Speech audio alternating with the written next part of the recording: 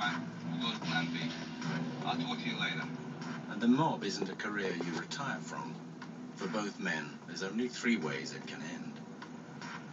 You either die, you go away, or you cooperate. There's really no other way out of it. The rise and fall of Vinnie Ocean began in 1989. The DeCavalcantes were what they had always been, the poor relations of the New York Mafia. If you listen to Bruce Springsteen, he'll tell you everything you need to know about New Jersey. New Jersey is the place you want to get out of, and you aspire to come to New York. It's the place next to the power. It's the place next to money.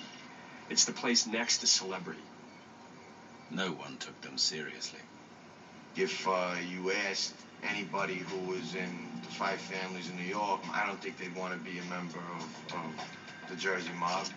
I actually know of some cases where, you know, guys couldn't get made in New York and had to, as a last resort, take Jersey.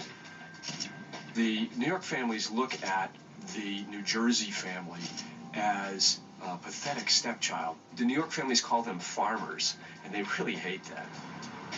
They were a branch office of the American Mafia, and they didn't like it. But this was the family Vinnie Palermo was trying to get into. He started at the bottom.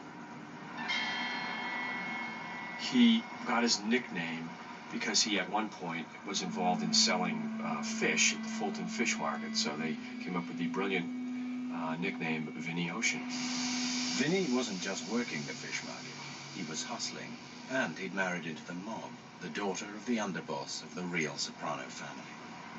I think he was street smart and willing to do things that other people were not willing to do. He was also able to kind of see other people's weaknesses. He was a very corporate guy, basically. You know, he would have been a great CEO. It was that willingness that got Vinnie Ocean his big chance. It was time for him to make his bones. In 1989, John Gotti, the biggest boss in the New York Mafia, wanted the Jersey mob to do him a favor. This is very important for our family. It'll give us some credence, make us look good with the other 5 families. John Gotti always kind of looked at the DeCavalcanti family as a Jersey mall or something. And so Gotti reached out to the DeCavalcanti family, the farmers, and asked them to do a little piece of work, that's the phrase they use, to basically shoot this guy who was a real estate developer in Staten Island. His name was Fred Weiss. It was a Sunday morning, 1989. 4 cars drove in convoy over the bridge to Staten Island. Vinnie was one of a crew of 12 men staking out Fred Weiss's house. He comes walking out of his house on a September morning, September 11th, 1989, and he comes walking out of his door, and 2 guys walk up and shoot him in the face.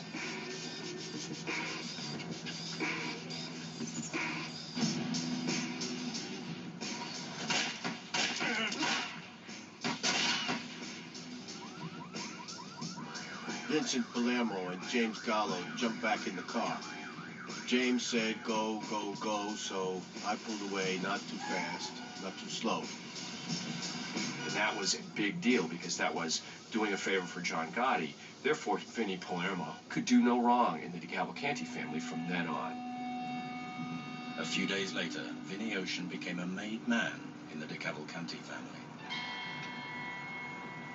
When you were a member of the Cavalcanti family, you had no choice about being second banana or in second place to the New York families. But that was about to change.